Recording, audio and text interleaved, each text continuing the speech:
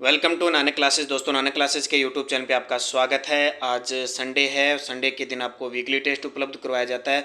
तो पिछले सप्ताह में कुछ क्लासें आपको दी गई थी, कुछ नहीं दी गई थी। पूरा मंडे से लेकर और आज तक जितने भी इम्पोर्टेंट क्वेश्चन बनते हैं, पूरा विवरण मैं आपको इस वीडियो के माध्यम से दे रहा हूँ। यानी 1 अक्टूबर से लेकर 7 अक्टूबर तक जितना भी राजस्थान का करंट है वो सारा एक साथ उपलब्ध करवा रहा हूँ। तो वीकली टॉप 50 क्वेश्चनों की हम चर्चा करेंगे। आने वाले राजस्थान के हर एक एग्जाम के लिए इंपॉर्टेंट है। तो सभी प्यारे विद्यार्थियों को प्यार भरा नमस्कार, गुड मॉर्निंग। स्टार्ट करें आज की इस क्लास को 1 अक्टूबर से 7 अक्टूबर 2023। देखिए, मुख्यमंत्री अशोक गहलोत ने 6 अक्टूबर 2023 को राजस्थान में किन 3 नए जिले बनाने की घोषणा की है। पहले हम पढ़ते थे 33 जिले, 33 के बाद हमने 19 को और जोड़ा, 2 जयपुर और जोधपुर को बांटा और 50 जिले पढ़े और 10 संभाग हमने कर ली। इंतजार यहाँ खत्म नहीं हुआ और कड़ी आई 6 अक्टूबर 2023 को मुख्यमंत्री अशोक गहलोत ने 3 नए जिले बनाने की और घोषणा कर दी। क्योंकि अभी राजस्थान के अंदर चुनाव है, तो चुनाव को मद्देनजर रखते हुए हर एक चीज़ उपलब्ध करवाई जा रही है। हर एक विभाग के अंदर, हर एक बोर्ड के अंदर सब कुछ।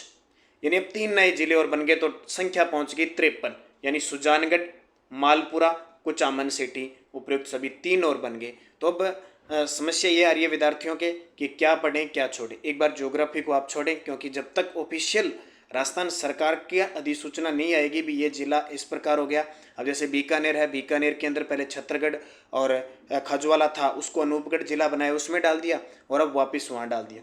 अभी सांचौर जिला और जालोर जिला, उसमें भी थोड़ा बहुत कुछ तहसीलों का, गाँव का पुनर्गठन किया गया। तो इसलिए आप ज्योग्राफी को नए पढ़कर बाकी चीज़ें पढ़ें। लगभग कल्चर, हिस्ट्री, पॉलिटिकल, उनमें कोई अंतर नहीं है। बाकी जिस भी की तैयारी कर रहे हो, साइकोलॉजी वगैरह, शिक्षण अभिरुचि, आप उन्हें अच्छे तरीके से पढ़ें। इसको छोड़कर ऐसे नहीं कि एक के चक्कर में आप पढ़े ही नहीं। ऐसा नहीं करना कि आप पढ़े ही नहीं कि अब क्या पढ़ें। तो आप निरंतर अपनी मेहनत जारी रखना। चुनाव आएंगे, अभी 1-2 महीने एग्जाम नहीं होंगे, लेकिन फिर वही कारवां चल जाएगा। ठीक है, तो अब 53 जिले बनेंगे तो ये समझ लो कि इसमें एलडीसी भी चाहिए, अधिकारी भी चाहिए, हर विभाग को, हर एक विभाग के अंदर कर्मचारी चाहिए। तो भर्तियां तो बहुत आएगी, इसलिए तैयारी रखो, निरंतर पथ पर चलते रहो, रास्ता आपका अपने आप नज़दीक होता जाएगा। तो अपने 6 अक्टूबर 2023 की बात है। सीएम गहलोत ने राजस्थान के 3 नए जिले बनाने की घोषणा की। डिडवाना देखो, डिडवाना कुचामन पहले जिला बना था, विवाद चला, अब डिडवाना से कुचामन अलग हो गया। चूरू से सुजानगढ़ बना और टोंक से मालपुरा नए जिले बने और अब राजस्थान में कितने? 53 जिले और 10 संभाग हो गए। दूसरा प्रश्न, पूरे सप्ताह का जो भी कवर था मैं सारा मैटर आपको यहाँ करवा रहा हूँ। कोई दिक्कत वाली बात नहीं है, परेशान होना नहीं है। नानक क्लासेस पे जब क्लास आएगी नोटिफिकेशन आ जाएगा, नहीं आ जाएगी तो सूचना आ जाएगी। प्रदेश में राज्य कृषक ऋण राहत योजना आयोग का गठन किया गया है, इसके अध्यक्ष बनाए गए हैं। प्रदेश में राज्य कृषक ऋण राहत योजना आयोग का गठन किया गया है, इसके अध्यक्ष बनाए गए हैं। तो वो बनाए गए हैं प्रकाश चंद्र गुप्ता। तो देखिए, राज्य सरकार ने राजस्थान राज्य कृषक ऋण राहत योजना आयोग का गठन किया। प्राकृतिक और अन्य आपदाओं से हुए नुकसान के कारण समय पर ऋण चुकाने वाले किसानों को राहत देने और उनकी जमीन की कुर्की से बचने के लिए अगस्त में एक विधेयक पारित करवाया गया था। आयोग में सेवानिवृत्त न्यायाधिपति प्रकाश चंद्र गुप्ता को अध्यक्ष मनोनीत किया गया। तो ये इंपॉर्टेंट प्रश्न है, आने वाले 6 महीनों के एग्जाम में ये प्रश्न आएंगे।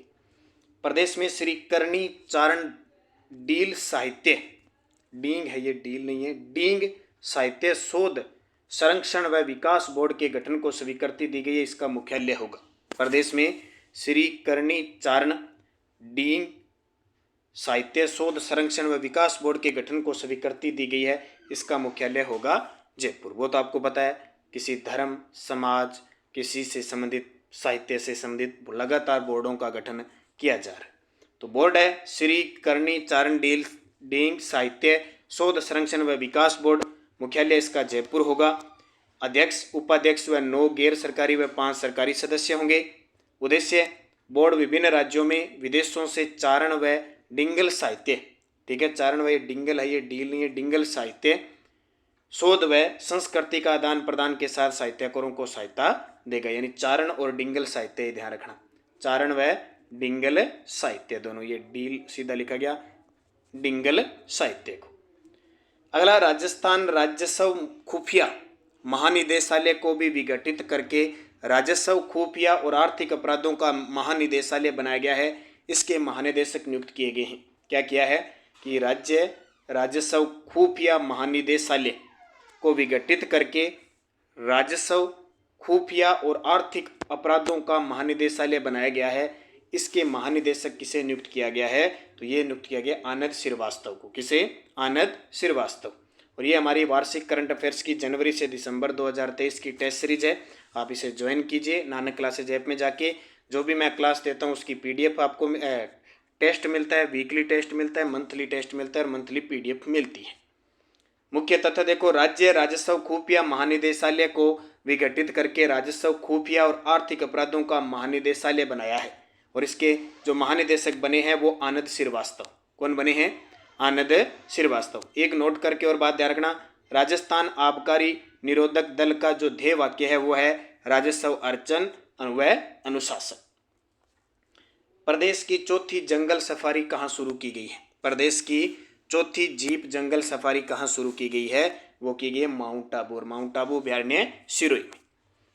तो राज्य सरकार की ओर से 22 साल पहले माउंट आबू में जीप सफारी शुरू करने का निर्णय लिया था। 25 जून 2021 को इसकी मंजूरी मिली थी। मंजूरी के बाद वन्य जीव स्वीकृति के लिए प्रस्ताव ऑनलाइन करके स्वीकृति के लिए राज्य स्तर पर लंबित था, जो अब पूरा हुआ है। 3 अक्टूबर 2023 को जंगल सफारी का सफर शुरू हो गया। इससे पहले प्रदेश में रणथंभौर, सरिस्का और कुंभलगढ़ में भी सफारी करवाई जा रही है। माउंट आबू की सफारी प्रदेश में चौथी है। तो ये भी इम्पोर्टेंट है। वन्य जीवों से, वन पर्यावरण, वन्य जीवों से संबंधित कोई भी पर्सन बनता है वो इम्पोर्टेंट होता है। जैसे अभी अपने राजस्थान में 5वां टाइगर रिजर्व बन गया धौलपुर करौली वाला, और वो पर्सन RS प्री में आया था। उसी प्रकार पहले 28 कंजर्वेशन रिजर्व थे, अब 29वां और बन गया। अभी मैं चर्चा करूंगा गंगा घाटी। तो ये सारे जितने ये पेपर में आते हैं, और वन रिपोर्ट देखी होगी आपने, 17वीं वन रिपोर्ट है। हर पेपर में एक वनों से संबंधित पर्सन आता है। तो प्रदेश की चौथी जंगल सफारी माउंट आबू। मलेशिया में आयोजित इंटरनेशनल कराटे चैंपियनशिप में प्रदेश के देवराज सिंह शेखावत ने कौन सा पदक जीता है? मलेशिया में आयोजित इंटरनेशनल कराटे चैंपियनशिप में प्रदेश के देवराज सिंह शेखावत ने रजत पदक जीता है। कौन सा? रजत ही जीता है या स्वर्ण? हाँ सॉरी, स्वर्ण जीता है। कौन सा? स्वर्ण पदक जीता है। तो मलेशिया में आयोजित इंटरनेशनल कराटे चैंपियनशिप में सीकर के देवराज सिंह ने स्वर्ण पदक जीता है। प्रदेश का 29वां कंजर्वेशन रिजर्व बनाने के लिए अधिसूचना जारी की गई। अब तक 28 कंजर्वेशन पढ़े थे, लास्ट आपने बांज आमली 12 वाला पढ़ा था। अब 29वां और अधिसूचित हो चुका है, वह है गंगा घाटी। कौन सा? गंगा घाटी प्रदेश का 29वां कंजर्वेशन रिजर्व बनने जा रहा है और इसका जो क्षेत्र होगा 3951.081 हेक्टेयर। राज्य सरकार द्वारा किस समाज के लिए संत श्री दुर्लभ नाथ बोर्ड गठन किया गया है? राज्य सरकार द्वारा किस समाज के लिए संत श्री दुर्लभ नाथ बोर्ड के गठन को मंजूरी दी है? खटीक समाज के लिए। तो देखो कितने बोर्डों का गठन किया जा रहा है, यानी राज्य सरकार द्वारा प्रत्येक समाज के लिए अलग अलग बोर्ड का गठन किया जा रहा है। और कितने किए जा चुके हो, कितने पढ़ चुके हो? अब कल भी मैंने एक दिन पहले पढ़ाया था, अब फिर पढ़ा दिया। तो इनका ये मत सोचना कि इनके सदस्य कितने होंगे, अध्यक्ष कितने होंगे, उनसे कोई मतलब नहीं है। बस बोर्ड का नाम किस समाज से संबंधित है इतना याद रखना। खटीक समाज के लिए संत श्री दुर्लभ नाथ बोर्ड का गठन। प्रदेश की पहली हेरिटेज ट्रेन का वर्चुअल उद्घाटन 5 अक्टूबर 2023 किसके द्वारा किया गया? प्रदेश की पहली हेरिटेज ट्रेन का वर्चुअल उद्घाटन, ये नैरो गेज वाली ट्रेन है, ठीक है, तो प्रधानमंत्री नरेंद्र मोदी जी ने खुद किया। अब सीधी सी बात है, चुनाव है तो प्रधानमंत्री की जितनी रैलियां होगी कुछ ना कुछ उद्घाटन आपको देखने को मिलेगा। तो मारवाड़ जंक्शन से कामली घाट तक बने प्रदेश के एकमात्र मीटर गेज ट्रैक से हेरिटेज ट्रेन चलिए। मीटर गेज है क्योंकि ब्रॉड गेज, मीटर गेज और नैरो गेज 3 होते हैं, तो मीटर गेज पे चलिए। यहाँ पे थोड़ा सा आपने कर लेना कि पहली हेरिटेज ट्रेन मीटर गेज पर चलने वाली, ठीक है। तो चलिए, प्रधानमंत्री नरेंद्र मोदी जोधपुर सेल्स का वर्चुअल उद्घाटन किया। राजसमंद सांसद दिया कुमारी ने हरी झंडी दिखाकर ट्रेन को रवाना किया। राज्य की पहली हेरिटेज ट्रेन मारवाड़ जंक्शन से कामली घाट तक बने प्रदेश के एकमात्र मीटर गेज ट्रैक पर चली। ट्रेन का संचालन अजमेर रेल मंडल करेगा। राजस्थान में मंडल कितने? 5 है ना, बीकानेर है, अजमेर है, जयपुर है, जोधपुर है, कोटा है। तो अजमेर रेल मंडल है वो इसका संचालन करेगा। तो किस पे है? मीटर गेज पर चलने वाली राजस्थान की पहली हेरिटेज ट्रेन, जिसका उद्घाटन 5 अक्टूबर 2023 को प्रधानमंत्री नरेंद्र मोदी ने किया। ट्रेन का सफर देख लो। ट्रेन गोरम घाट, फुलाद और कामली घाट स्टेशन पर ठहरेगी। गोरम घाट की यात्रा में राजस्थान में सबसे अधिक ऊंचाई से गिरने वाले भीलबेरी का झरना भी दिखेगा। 15 किलोमीटर भाग टोटगढ़ रावली वन्य जीव अभयारण्य के बीच से भी गुजरेगा। राज्य में पंचायत समिति स्तर पर कितने आंगनवाड़ी केंद्र बनाए जाएंगे? तो 2। राज्य में पंचायत समिति स्तर पर 2 आंगनवाड़ी केंद्र बनाए जाएंगे।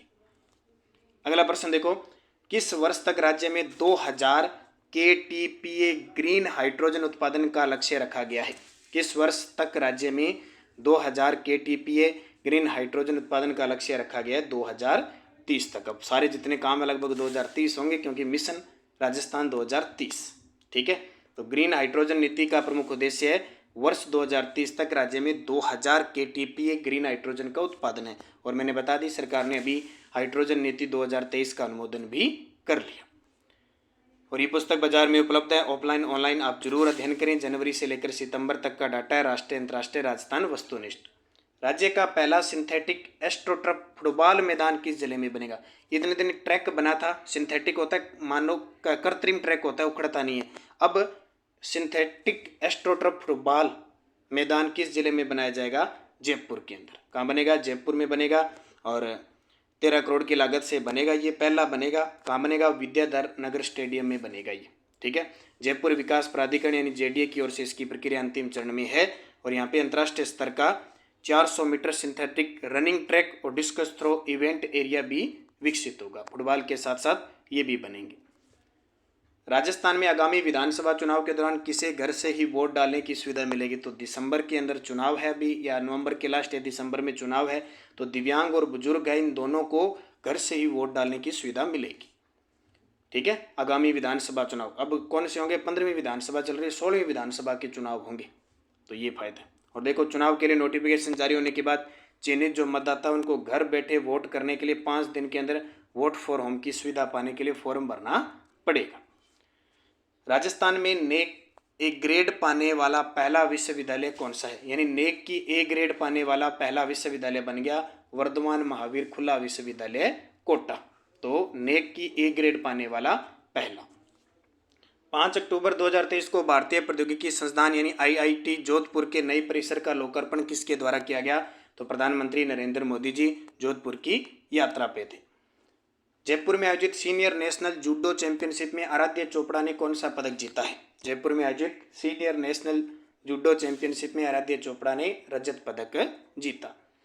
राज्य सरकार ने प्रशासन शहरों के संग अभियान की अवधि बढ़ाकर कितनी कर दी है? तो मार्च 2024 कर दी है। ये अक्टूबर 2021 में चला था, फिर बार बार इसकी तारीख बढ़ाई जा रही है। प्रदेश की सबसे बड़ी भगवान चंद्र परबर की 35 इंच की स्फटिक मूर्ति कहाँ स्थापित होगी? तो ये हम पढ़ चुके हैं, तो रिवीजन ही कर रहे हैं। भीलवाड़ा। राज्य में 33 मुस्लिम जातियों को मिलाकर किस बोर्ड का गठन किया गया है? अल्पसंख्यक उद्यमिता काश्तकार बोर्ड। और राजस्थान अक्षय ऊर्जा नीति 2023 के अनुमोदन के तहत 2030 तक कितने गीगावाट क्षमता स्थापित की जाएगी? तो 90 गीगावाट। राज्य सरकार द्वारा 2 अक्टूबर 2023 से 30 जनवरी 2024 तक राज्य में उत्पादित खाद्य वस्त्रों पर कितने प्रतिशत छूट दी जा रही है? 50% की छूट दी जा रही है। और प्रदेश के राजकीय विद्यालयों में किस संस्था के सहयोग से स्मार्ट कक्षाएं स्थापित की जा रही है? तो ये HDFC बैंक के सहयोग से।